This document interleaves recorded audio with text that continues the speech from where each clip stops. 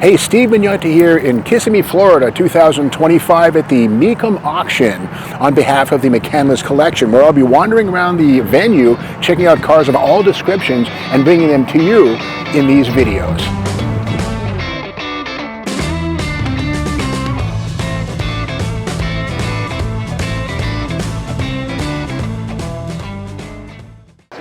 It's often forgotten that Studebaker was one of America's first manufacturers of wheeled vehicles, covered wagons, Conestoga wagons.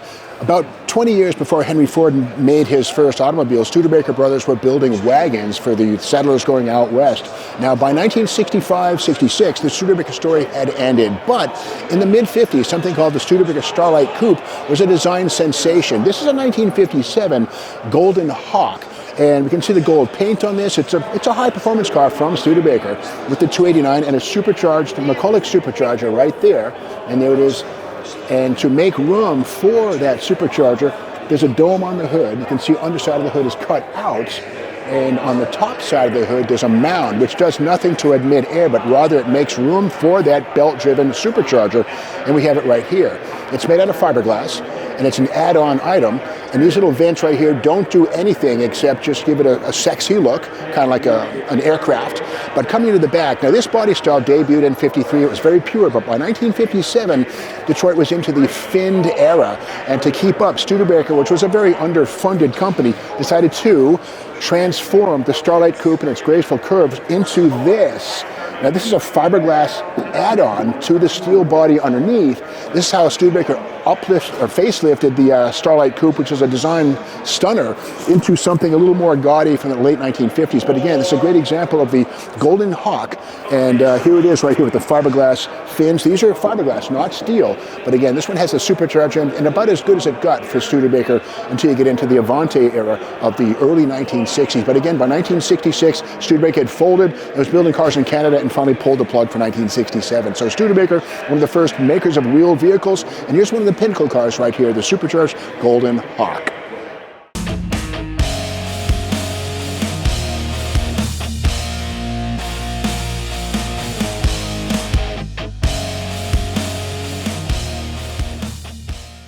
The Plymouth Roadrunner was Chrysler's first budget supercar. It was priced under $3,000, so technically a high school senior with a good job could afford to buy one brand new. Now, one thing that made the Roadrunner unique was the fact that they all came with this, the beep beep horn right there.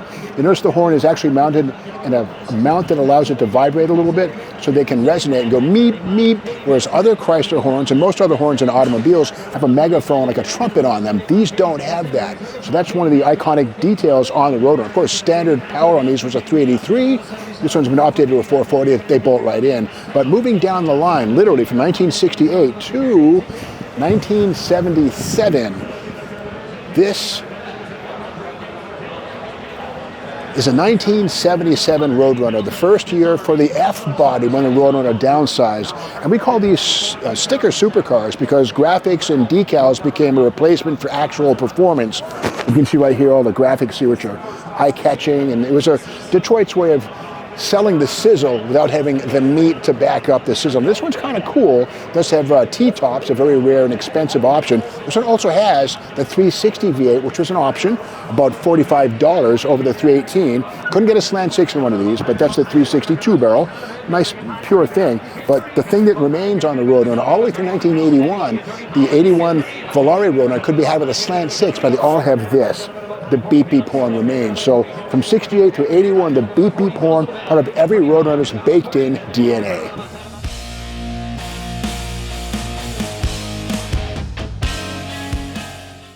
You know, when you come to an auction like this, you expect to see a Mustang like this in a restored condition or modified for pro touring or something like that. This is an actual SCCA raced Boss 302 Mustang from 1969, built by Bud Moore Racing for a racer from Mexico, delivered to San Antonio, Texas, but it has all the steel body panels, which are part of the hallmarks of a Bud Moore reconfiguration. The correct middle-light wheels right here, magnesium wheels right here, the daisies, and Blue Streak tires, sports car specials, and just a sweet presentation of an SCCA vintage race car. It is legal for vintage Trans Am racing, and you can see the wheel openings in the back have been reconfigured for the fatter tires, and this is all steel. No plastic, no Bond, or no fiberglass. It's the real deal.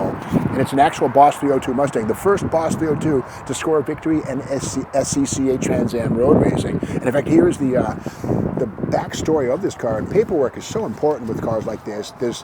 There's a lot of story to be told here, and it's Bud Moore Engineering out of Spartanburg, South Carolina, right there. Mr. Moses Solanas, Mexico City, Mexico, paid $20,479 in 1969 for his Boss 302 to be converted into a real deal SCCA race car, taking on the other racers from factory-sponsored races. But with that, he was an independent, and the car was done very well. Let's look under the hood and see what we find here. And again, 1969, first of 2 years for the Boss 302, built specifically for SCCA Trans Am road racing. And we have here the small block engine under the hood and some modern EFI. Actually, no, these are Webers. There we go, Webers right there. And all the Bud Moore modifications to it, the oil fumage tubes right here. And of course the smoke gray paint underneath, which is a hallmark of a Bud Moore NASCAR or Trans Am presentation. I even love the functional cold air, and the plastic scoop here has all the Ford part numbers molded into it. Ford panel, there it is right there. All this stuff very original to this car. And a great example of the earliest days of the Trans Am Road Racing Series. And Trans Am stood for the Trans-American Road Racing Series that go all the way across the United States to various tracks, road racing tracks, with GM, Ford, AMC, and Chrysler all duking it out with cars just like this for Trans Am laurels.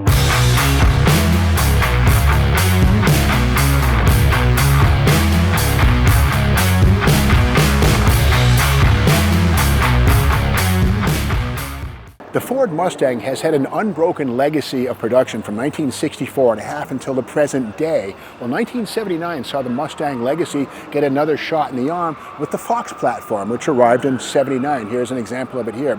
This one's special in many ways. This one's an Indy Pace car with the two-tone charcoal and silver graphics, a very special limited edition car. But of them all, not too many were built with the four-cylinder turbocharged engine. Now you can get a turbo Mustang today, but back in 79, that was the first year for a turbo four-cylinder in a Mustang, and here's one right here. The hood has this special emblem, says turbo. In other words, the four-cylinder, the 2.3-liter turbo motor gets extra oomph because of the turbocharger. And let's take a look at that turbo right here. And like all Foxbody Mustangs, there's a prop rod right here. And here it is. Now, in modern times, turbocharged anythings have electronic fuel injection. Well, back in 1979, this was the state of the art. A carburetor that was pulled through by a small turbocharger down here. This is all very original, unmolested, very low mile survivor. But here's the four-cylinder, 2.3-liter single-head cam engine, and the turbocharger is down low here, and it improves the combustion density and adds about a maybe 20 horsepower bump over the standard carbureted 2.3-liter engine. But there's even more on this one here. Let's take a peek as we walk around. This one has the optional sunroof right here, and kind of an unusual option. But again, we can see the official pace car of the 63rd annual Indy 500, May 27th, 1979, when this was a new car. And the Op Art interior on this, these were all 4-speeds, by the way. At least the automatic was possible too, but most of these turbo cars were 4-speed manuals. But here we have inside the sort of the Op Art disco interior, but that's factory stuff right there. And as we make our way around the wheels and tires, this one has the optional TRX wheel package. What is TRX? It was a metric wheel and tire combination, which took a 15.3-inch rim and tire combination. Try to get those changed. You can't find those today. They're out of production. But this is the TRX wheels, the 3-spoke wheel, 4 lug nuts here, no 5 lugs until you get into the 80s on certain cars. And this one's kind of special too, because it's unmolested, and only on the turbocharged cars did the brake drums in the back have a very special feature. If you look between the spokes, you'll see that the inner brake drum is a stamped steel pressing, but the flanged area around it is aluminum. So this basically is a hybrid iron, a steel and aluminum brake drum still in place on this car here. Very cool. And again, first year for the Fox Mustang, which would grow from strength to strength. The Mighty 5.0 would come along in the 1982 on era. But at this point in time, you had your choice of a turbo 4-banger or a 255 cubic inch small block Ford with naturally aspirated 2-barrel power. But Ford Mustang moved from strength to strength. But here's the very beginnings of Ford Mustang's performance aspirations, the 79 Pace Car Edition. In the modern era, one of the most important things that car designers consider is aerodynamic efficiency, mostly for fuel economy. Well, back in 1934, Chrysler was one of the first American car makers to focus on aerodynamics. This is a 1936 Chrysler Airflow. And you can see from the design of this thing that it's meant to pierce through the air with minimum resistance. It wasn't about fuel economy, more it was about an aerodynamic exercise. These are full of design details meant to help it slide through the air with minimum resistance. Starting with the fenders, the hood, all these forms are designed not to capture or trap air. Now, under the Airflow's hood, these were also made by DeSoto, and of course Chrysler and Imperial all had their versions of the Airflow design, all of them sharing this swept styling that we see right here. Now we open the hood on this one. This one happens to be a Chrysler, so it has the inline 8. Let's have a peek at that mighty engine. You can see how everything is smooth on these things. The headlight doors or surrounds have very smooth contours. And here's the flathead 8-cylinder engine designed to propel this thing down the road. Now the speedometer has reached 120 miles an hour, which is probably unlikely, but certainly 110 would be likely on a closed course. The aerodynamics of this is helping it slide through the air more than a formal-nosed, lesser Chrysler or DeSoto or Dodge or Plymouth. In fact, Dodge and Plymouth did not get their version of this ever. These are strictly Imperial, Chrysler, and Chrysler and DeSoto all had the Airflow motif. Now inside the car we'll find manual transmission, of course no push-button torque lights in 1934. And these were made between 1934 and 1937. This 36 is the next to last year. It's a very uncommon body style. Most of these are 4-doors, never any station wagons, never convertibles, always hardtop bodies. But this one's a 2-door, kind of an unusual vehicle, very well preserved, nicely restored. Inside, lots of room. In fact, the doors open very wide. And once again, we don't see any range drip molding here. Again, it was all about sliding through the air. And the speedometer goes to 120 miles per hour, which is a bit optimistic, but it tells you about the Chrysler engineers thinking about these things and the aerodynamics being very, very important. And something kind of cool is on a hot day, you can actually open the windows for these cranks right here. The windshield opens up, do that. And you get your own air conditioning system right there. Air comes in. Of course, you want to close that when you're doing a speed run or out on the open road, but that's a cool little touch. And the interiors on these cars have nearly flat floors, so lots of room for people to enjoy and stretch out their legs. And again, this is a 2-door hardtop, very common, a 2-door sedan, very uncommon body style. 3-speed manual on the floor, but the aerodynamic styling goes all the way to the back. And these were designed in a wind tunnel. Carl Breer, one of the Chrysler engineers, had a lot to do with the design of these things. And he's actually influenced cars like the German Tatra. These were worldwide influential cars. And this one here has the trunk lid right here, and the taper here is very much aerodynamic. These were probably very aerodynamic in reverse as they were in forward gears, but again, only 4 years of production, 1934 through 37, 5 years, and this one is a 1936, next to last year for the Chrysler Airflow. Now these things were not very successful.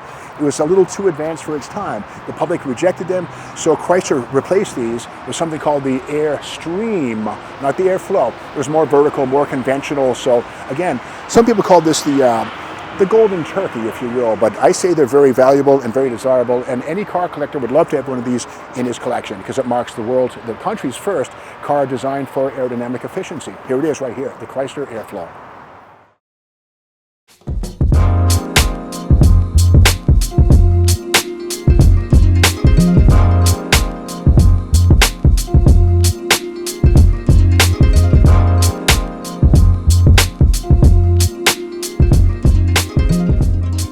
The Shelby Cobra has had many iterations in its lifespan. Of course, the originals with 260 cubes, 289 small blocks, the 427 arrives. Well, in 1966, Peter Brock designed something called the Daytona Coupe.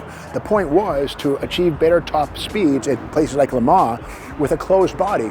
This is a replica of one of those cars by Kirkham, pretty much the leading manufacturer of Cobra Replicas. Now these are aluminum. This one here is polished aluminum. The originals would have been painted blue with white stripes, but this is a beautiful replica of a Daytona Coupe right here, Cobra. And all the details are correct. The opening right here to allow air to escape from the front of the car to prevent lift at high speeds on the Mulsanne straight. And of course the oil cooler underneath and the radiator feeded this air right here, a little deflector here to keep moisture off the windshield at speed. And these are designed to battle Ferraris and yes, to some degree as the Cobra Roadsters, but the Cobra Roadsters was not as fast as this, potentially because the aerodynamics of the open-top Roadster were not as good as the fastback coupe seen here. So a great example of how, the Cobra has had many forms, but the most unusual is the Daytona coupe seen here. It's a replica. Now, it doesn't know that. I'm sure it runs and drives just like a real one. In the mid-1970s, the excesses of the 1960s and cheap gasoline, well, kind of came home to roost, and the subcompact car market exploded. This is a 1977 Honda Civic, the second model year for the Civic, imported to the United States. And these were amazingly well received. They got really good fuel economy, and at $2,500 base price, they were very affordable. The beauty of the Honda Civic, it was very well and is very well engineered. Front-wheel drive, great in snow. Engines transverse mounted, nice styling, beautiful functional car. And again, $2,500 will get you one of these. The competitor to this in 1975 would have been the Volkswagen Rabbit, also known as the Golf later on. The Volkswagen Rabbit and Civic were everywhere on the Massachusetts streets that I knew as a kid when I was 10 years old when this car was brand new. So inside, lots of room for a family of 4, bucket seats up front, and in the back, a fairly wide bench seat. And again, this one has the Honda-matic automatic transmission as evidenced by the lift gate. And we can see right here, Honda-matic. Honda was very proud of that transmission, which if you didn't know how to drive a stick shift, you buy yourself a Honda-matic. And in the back here, plenty of room for your groceries or your bags. That back seat folds down. So a very functional, excellent design of Japanese engineering. Very popular then as now on the auction scene and the open road. The Cadillac Elante was built between 1986 and 1993 and is often misunderstood as Cadillac's effort to go after the Chevy Corvette market. Well, the Corvette was a V8 powered rear-wheel drive sports car. The Elante was a front-wheel drive sports car. The irony is that while Corvettes were built in Bowling Green, Kentucky, these were designed in Italy by Pininfarina and then shipped from Italy aboard 747 freighters to Detroit, Michigan, where Cadillac's Hamtramck, Michigan assembly line would finish the construction of every one of the roughly 22,000 Elantes ever built. Now this one here is a 1993, which is very special. Why? Because of what it says on the front fender, and that is 32 valve North Star V8. Now before that, the engines in these were pretty tepid, pushrod engines, nothing amazing. This one here had 305 horsepower and actually added some performance aspirations and capabilities to the Elante family. Let's look at that 32 valve North Star right here. And there it is. And again, this vehicle began life in Italy at Pininfarina and was actually airshipped from Italy to Detroit aboard 747 freighters, as I mentioned. So if this thing could talk, it would have an Italian accent at the root of it. And here is that 32 valve North Star V8, one of the better GM engines. And again, twin cam, 4 valves per cylinder right here, mounted transversely. So again, front wheel drive only on the Elante. Now this one here is a convertible or a roadster. These were also available with aluminum hardtop. Take your pick.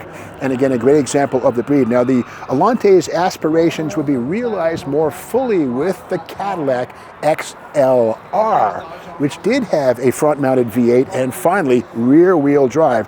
Although a lot of Chevy Corvette components underneath, but this does have the North Star engine out of the Cadillac Elante, same basic idea under the hood right here, but again it drove the rear wheels. These were fairly successful, but the Elante was sort of a footnote, 21,000, 22,000 of those built. Collectible then is now. Interesting car, but not a Corvette contender. The XLR is closer to that.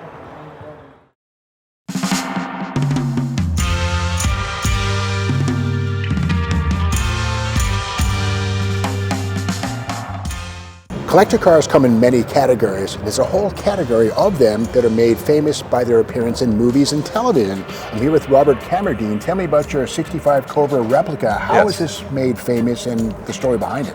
Okay, well, I had a business way back in the early 90s, and part of my business was in South Beach to rent cars for movies, photo shoots, and videos, supplement a little bit of the income. So back in '94, I had somebody come in. I happened to have 4 Cobra Replicas at the time, and the car behind us was one of them. They liked it because it was a wide-body car. Kellison Stallion is what it is originally, and they were going to film a movie at the airport, at the Opelika airport, and they wanted to use the car. So it took a little bit to come to terms, even though the terms were in their favor. But the one thing they really wanted is to get the car painted overnight to go and be at the runway. From what color to what color? The color of the car was red. Okay. The stripes were still the original color, and the side pipes were silver. Roll bar had to be changed because the roll bar went from one side to the other, as all Kellison stallions do, and we changed it. So working hard overnight. Soon after, we had the car on the runway, and they didn't start shooting until a few days later, but it was used for the runway scene. Famous movie, became a famous movie, which first Bad Boys movie. Yes, and Antoine Fouché was the villain who drove this car. Anyway, it was a great opportunity, I guess it was. And they did bring a stunt car to crash into the wall from California. So I guess we filmed, all in all, they kept cars for about 10 days. Then we got it back, and I decided, for some unknown reason, to store the car for the next 27 years. And then, during that time, the franchise became famous. I decided to pull the car out about 2 years ago, whatever, 2.5 years ago. And I just went through it mechanically, rebuilt the engine, because I wanted to, tranny, rear end, brakes. Everything else is identical like it was. I actually still have the rear runway tires, which were Mickey Thompson's. And the rest was pretty much history, but it was a pleasure to do the film and be part of something that was much greater than what we did. Now, beyond the stunt car that got crashed, Yes. were there any scars left on this one from the use, or any? There were a few, of course, getting in and out of the car. We had the cameraman actually sitting on the passenger side with a cloak, and he's trying to film, and the bad guy's trying to drive. The car is automatic; it's not stick, so that made it a little secret right there. Better. And one thing to look for when you're actually watching the movie. One of the scenes, as you see the Cobra helicopter shot is up there, you'll see a black, what looks like a jacket, fly off the car, and that happens to be the cover for the photographer. And I thought they would eliminate it, but I guess they left it in the movie. So if you watch the movie carefully, you can actually freeze frame it, and you'll see it. Good thing it was just the cloak and not the photographer Exactly. himself. Exactly. Well, thank you very Thank much. you so much. It was a pleasure to see you. Again, movie cars and TV cars are a big part of the collector car scene, and here's proof right here. Thank you, Robert. Thanks so much. For your time We'll see and you effort. again. Absolutely. Not every Mustang built in the 1980s was a 5-liter V8 50 GT. This is something very special from 1986. It's the Mustang SVO. And before we get into the engine, what makes this very unique, let's look at some external things. This is the first Fox Mustang with 5-lug wheels versus the 4-lug wheels seen on every other Mustang, from the V8 50 to the 4-cylinder cars, and here it is right here. Also, first Mustang with 4-wheel disc brakes, including big discs at the back as well as at the front, 16-inch tire combination. And again, disc brakes on the back of a Mustang wouldn't happen until years and years later, but on a regular 50 or V6 or 4-banger Mustang that have drums in the back. But again, 4-wheel disc brakes only on the SVO. Now, SVO stands for Ford's Special Vehicle Operations, which is where they kind of built their hot rod cars. And the SVO was pretty much the most powerful Mustang in 1986. We see it right here. And the detail on the SVO is the bi-wing trunk spoiler right here, and of course the branding for the SVO package. Now let's look under the hood and see what makes this an SVO. And the 2.3 liter right here, it's 2.3 liters, and it's the tip of a big iceberg. And under this hood, which is the only hood used on the SVO, never used on the 5-liter or the GT, this is an air induction hood. And what does it do? Well, it supplies cool air to the turbocharged 4-cylinder engine underneath it. So like all Fox Mustangs, it has a prop rod. Let's put that into use. Hold this hood up. And there it is, 205 horsepower, which is 5 horsepower more than the Mustang's 5-liter GT engine. So turbocharged power, and the hood feeds into this right here. That's the intercooler, which helps to condense and cool the intake charge. And the turbocharger is hiding right over here. And this was a very expensive car. These were about $4,000 more than a GT 5-liter Mustang. So again, you paid more for the smaller engine, but it actually had better power. And beyond that, this is a lighter engine than any V8, so the handling was better than any other Mustang on the lot. And with the 16-inch wheels and tires, this was pretty much a winner on the street or track. And that's the story of how not every Fox Mustang was a V8 killer. Turbo four-bangers were also part of the picture in the 1980s. The 1980s were not a great time for high performance, but the Chevy Camaro entered its third generation in 1982, and it was more good than bad. Less horsepower, we'll get to that in a second, but this one is a 1982 Pace Car edition, and the beauty of these is the 1982 and 83 Z28s had fiberglass hoods rather than steel, which would come along in 1984 and beyond. And of course the ductwork here on the hood was functional to feed the engine underneath it. And when I'm talking about horsepower in the 1980s, we're talking about lowered expectations. This has the vaunted, fabled, infamous, or famous, you call it, crossfire injected 305. And the way this works basically is there are two throttle bodies on an aluminum intake manifold, and this bank feeds that set of cylinders, and then this injector feeds this engine of that side of the engine bank. And with that said, the ductwork of this is missing, but there were flappers that would open up to feed air into this right here and allow some cooler air to enter the engine bay. But all of this work with a 305-inch for 165 horsepower. So these were not fireballs, but again, these were about 500 pounds lighter than 1981 and before Gen 2 Firebird, so it was a step in the right direction. Beyond that, this one has the optional four-wheel disc brakes, which were a first for Camaro since 1969 when they're briefly available. Otherwise, Camaros had drums in the back, discs in the front. So this is a four-wheel disc Pace Car edition, but this is basically a well-preserved Survivor, lightly modified, lightly restored, but again, just a great example of the third generation Camaro in its purest form for 1982, the Pace Car edition, crossfire, no stick shifts, always an automatic, but at least four-wheel disc brakes, 15-inch wheels, aluminum rims, and basically this laid the pathway for the 1LEs, the bigger 5.7 IROCs would follow a few years later. So again, fiberglass hood right from the factory on these early Gen 3 Z28s as seen right here. Collector cars come in all shapes and sizes. Case in point, this 1970 Checker A12 sedan. Now, Checker began back in the 1920s as a manufacturer of taxi cab specific vehicles, and this is an example of how they were built. And toward the end of the line, they went from using generic Continental six-cylinder engines to getting GM-supplied 350s and turbo 350 automatics, and a lot of components from General Motors, including the master cylinder, the air conditioning, but otherwise there was still, the sheet metal was all from Checker. And Checker was based in Kalamazoo, Michigan.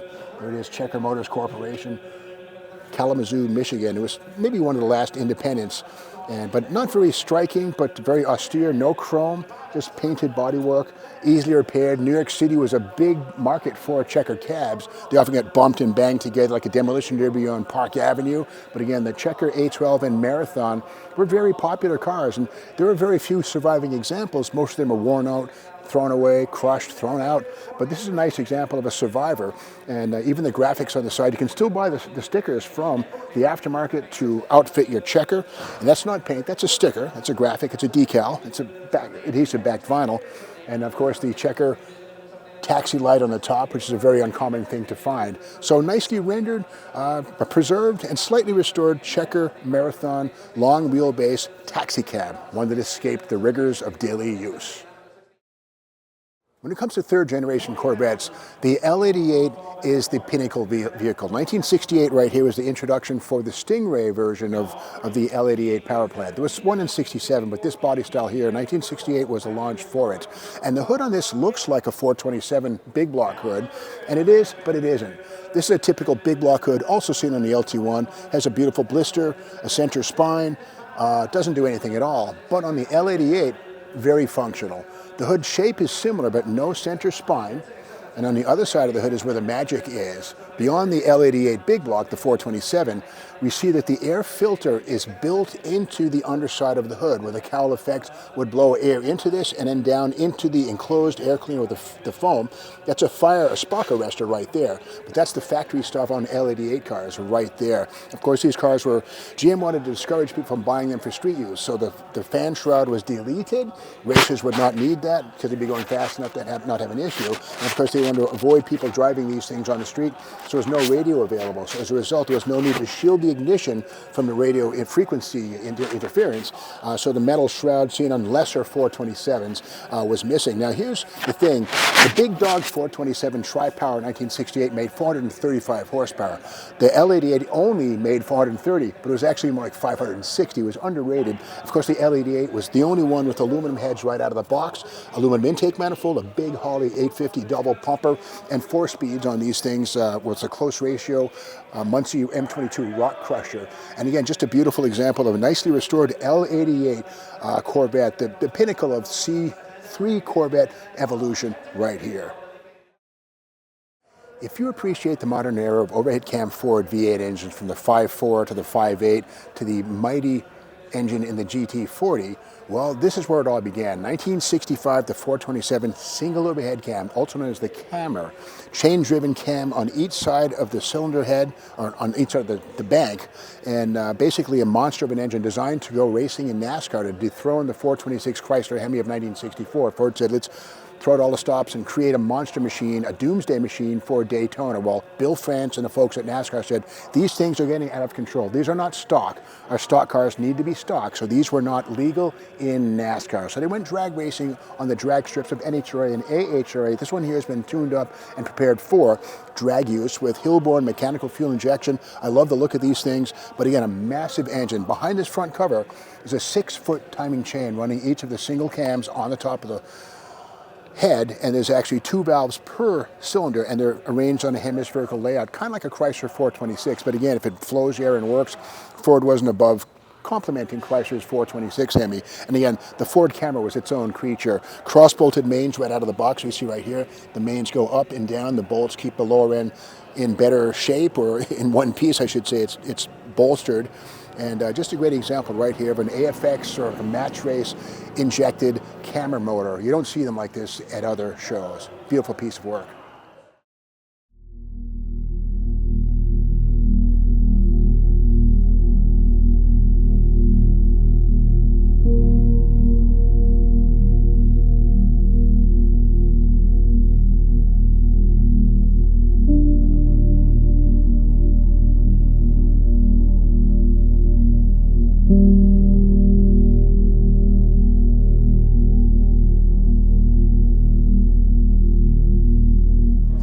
Of exploring automobiles, I've been around a lot of very rare and desirable and expensive and valuable examples.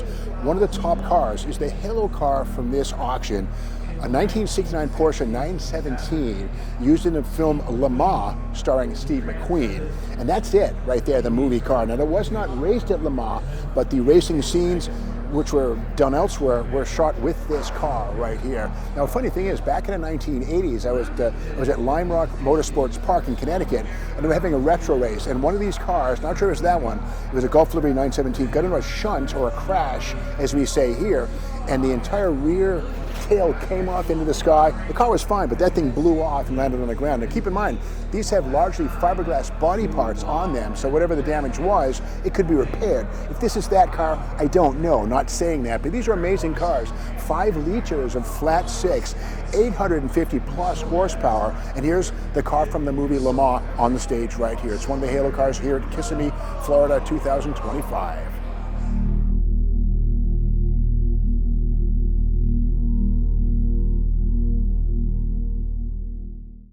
This is a 1968 Shelby Mustang GT500, and in standard form, all Mustangs from the 6 cylinders all the way up to the Shelbys had the gas tank filler right here and license plate here under the bumper. Well, for 1969 and 1970, Ford stylists redesigned the back of the Shelby Mustang to a different configuration, which had an unintended consequence that nobody saw coming until, well, surprises occurred. For 1969 and 70, the license plate was moved from down low up into the center part between the taillights, and the filler was located behind what would be the license plate. But the problem was, what could happen is if you had a backfire, sometimes gasoline vapors would be ignited by the backfire and light the back of the car on fire. It actually happened. It's one of those situations where form and function go hand in hand, sometimes with unintended consequences. And in this case, it was something nobody saw coming. But it's the fact on some Mustangs in 69 and 70, the GT500s and GT350s, this could cause a fire. For many years in the 1960s, GM had a mandate that no intermediate car could have an engine bigger than 400 cubic inches. Well, the 1969 Hurst Olds and the 68 Hurst Olds both broke that mandate while GM management was looking and staring at the situation, but they failed to recognize that the Lansing, Michigan employees were putting 455s into these mid-size Olds cutlasses, only in the Hurst Olds line, and it was in direct defiance of the under 400 cubic inch mandate from the factory. Now here's the thing, this one's a very strict restoration, very clean. It's an automatic car, and it has the 455. The big difference though is that the 442's 400 motor was blue. The 455 using the Hurst Olds was painted red. And these had a functional air catcher, or a scoop, if you will, HO 455 right here. It's add-on to the steel hood. Something kind of interesting too is the way that they made this function. Basically, the Olds, the assembly line people would cut a hole right here. They had 4 circle holes and this little square hole right here, that's factory work right there. And it would go right into the top of the air cleaner to allow the 455, which was illegal, but they put them in production in 69 and 70, put it that way. So it's a 455 in a 400 cubic inch house. In the modern era, front-wheel drive is a norm in production cars. Well, in 1930, it was a revolutionary advancement. This is a 1930 Ruxton. We notice this has front-wheel drive. You can see right here that there's half shafts that feed power from the center transfer case, or the differential, to the tires. And this in the Cord 810 were the only 2 American production cars with factory front-wheel drive. The point of that was to allow for a lower frame and a lower interior, for a lower placement of the body, for a racier appearance. And again, the two-tone paint on this was a factory option, medium and dark blue. A beautiful design right here, but again, front-wheel drive, not just for Honda Civics and other modern economy cars. Seen it right here in 1930 on this Ruxton. Mopars did a great job when they designed the Hemi-powered vehicles, E-bodies like this Barracuda and B-bodies like this 70 Plymouth Superbird. What the engineers did was they designed the cars from the back to the front, if you know what I'm trying to say. Well, the suspension systems were up to the job of handling the 490 foot-pounds of torque from the Hemi. And only the Hemi cars got these things right here. They're called torque boxes. It's basically a reinforcement for the front leaf spring bulkhead. On the E-body, it's a little bit lower profile. You can see that green structure right there. That's the torque box. And of course, on the B-body, which is a slightly different platform, they did the same thing. Hemi cars only got this torque box here, and what these things do is they basically reinforce the front leaf spring mounting bulkhead so that there wouldn't be any kind of fatigue when these cars were used in anger. So that's the thing. If you see a Hemi-powered Mopar, whether it's an E-body, Barracuda, or B-body, Roadrunner, or Superbird, look for the torque boxes, because that's proof positive that you're looking at a Hemi body. In 1962, Corvette road racers were taking their racing very seriously, and Chevrolet surprised them and rewarded them with something called the big brake option on fuel-injected cars like this 1962. Now, if you look at the brake drums on this, we'll find that they're large cast iron structures. They're 11 inches in diameter, but they have cast in dissipating heat fins right there baked into the drum on the front, and what that allows is heat from braking to dissipate, so it would prevent brake fade in competition. Of course, 1963 brought the split window Stingray with the independent rear suspension, a whole different thing. But if you wanted to go road racing in 1962, you got yourself a big brake Corvette like this one here. The word ram air gets used and abused in many circles. Well, when it comes to a Pontiac GTO with ram air, when you're talking about a Ram Air 3 or a Ram Air 4, you've got a functional ram air system. And you come to the side of the hood here, it says ram air. And what this does, basically, the 2 nostrils on the top of the hood do function, whereas on a standard non-ram air GTO, they're blocked off right from the factory. And they're kind of cool. They're driver controlled, no vacuum motors, no electric solenoids. They're manually override. So basically, when you get in the car and you want to use the ram air system, you pull a knob that says ram air on it and activate probably another 10 horsepower from the cool air that's drawn from the outside of the car. And let me just demo it from here. And you have to, it's very driver inclusive, but right down here, it says ram air right there. When you push or pull on this, the ram air doors open or close in the hood. This little puppy, it says ram air, very convenient for anybody who can speak and read English, if you will. And that's ram air right there, standard equipment on the ram air cars. This is one of, I think, 69 GTO Judge Ram Air convertibles built, and it's a convertible, which is a very uncommon body style. Most Judges were hard tops, And again, there it is, the story of the Ram Air. And we see it again here. And this is a Judge. And the Judge came standard with the Ram Air 3 motor. And once again, the same hood stamping. But again, Ram Air manual override on these things. Although it's 1970 was a different design up front. The same hood stamping, the same Ram Air system. But again, the front of the 1970 had a Endura bumper right here, kind of a different design than 1969, which is more of a prow or a beak, as we see over here, and hideaway headlights for the last time in 69, 1970, no more hideaway lights. So basically the tail of the Ram Air GTO right here. Everyone loves a Shelby Mustang. This is a 1966 GT350, but it's actually something unusual. It's one of 252 carryover cars, which is to say that at the end of the 65 production run, there were 252 unsold GT350s. So they're pushed into the 1966 model year and updated with certain things, but they retain most of the traits of the hardcore 1965 GT350s. One of those things is functional side pipes right here, whereas the more civilized 66s had dual exhaust that came out underneath the valance. The side pipes are factory stuff for 65. The plexiglass windows on the B-pillars, still there. Radio delete played inside, less can be more. And another important detail is these side scoops are functional. If you were to take that scoop off, you would find a hole about 2 inches in diameter that would take air toward the brake drums in the back to cool them off in a racing situation, because these were still considered SCCA road race type cars in 1965 and 66. 67, 8, 9, they got more civilized, gentrified, if you will, and a lot of these details were watered down. But this is a carryover car, one of 252 built in 1966, and it stands tall for what it is, and mostly for what it's not. Less can be more. In 1966, the GT500 had been in production for 2 model years and reached its pinnacle with the GT350, which had a 289 cubic inch small block with 306 horsepower. Very peppy car, 4-speed manual, no automatics yet. 1967 brought something very big under the hood, and I do mean big. The GT500 took over where the GT350 left off as the pinnacle GT Mustang, or Shelby Mustang, and these came standard with a 428. You see it right here, GT500 Shelby, and that means a big block FE Ford engine with 360 horsepower under that hood right there. Basically, the Mustang became a muscle car with the advent of the GT500. Fiberglass hood, functional cold air, and kind of nose heavy, but with that said, way more torque and horsepower than the small block GT350.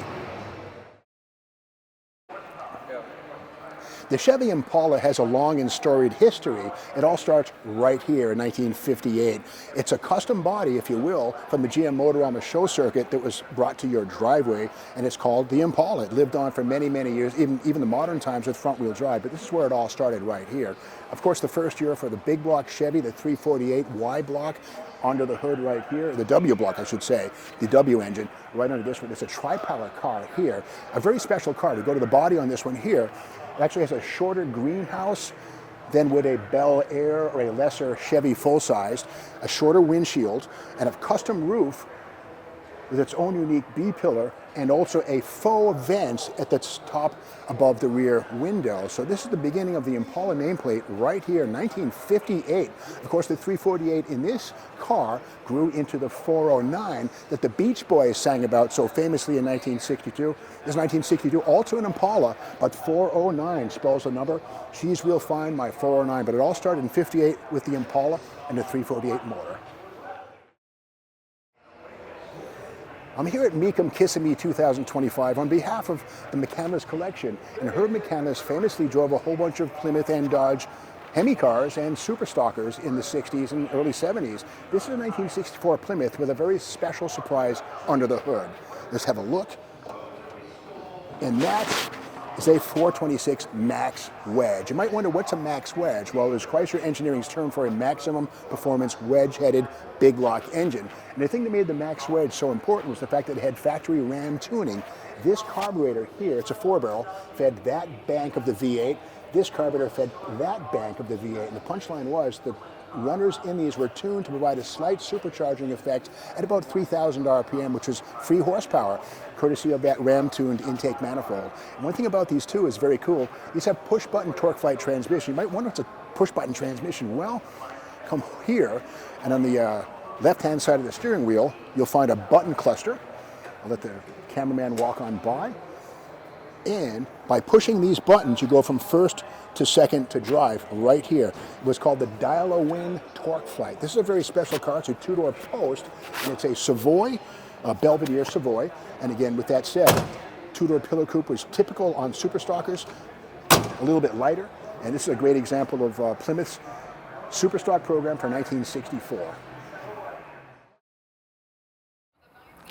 If you've been paying attention to the McCandless Collection videos, you'll know all about Moby Dick, the 1979 Chrysler 300 that Mike McCandless, with his dad's help, Herb McCandless, they're turning into a full-on drag car. Well, this is that car's cousin. This is Tommy Ivo's 1975 Dodge Charger flip-top funny car. It was a top-fuel funny car and a hitter back in the 1970s. Probably set some NHRA records for sure, but it's not a steel-bodied car. This is all fiberglass, a steel tube frame, an all-aluminum supercharged Hemi, which ran on nitromethane. And if you didn't know your TV history, Tommy Ivo was known as TV Tommy Ivo. He was a child star in Hollywood in the late 50s, early 60s, My Little Margie, other shows like that, and a lifelong drag racer, despite the fact that he was a Hollywood golden boy. But he loved to go drag racing in funny cars and top fuel dragsters. This is an amazing piece. This is selling here. It has sold actually here at Mecum Kissimmee 2025. And it's not a street car by any stretch, but it's a crazy tribute to the Charger as a flip-top funny car in the mid-1970s. And I'm sure that Herb and Mike will make the Moby Dick run similar to this one. That's a challenge. We'll find out. I hope you've enjoyed this coverage of the 2025 Mecum Kissimmee auction. And I think we've shown that it's more than an auction, it's also a classroom. All kinds of cars and history on display. I hope you've enjoyed watching along with us. So on behalf of the McCandless Collection, thank you for watching. Hope to see you soon.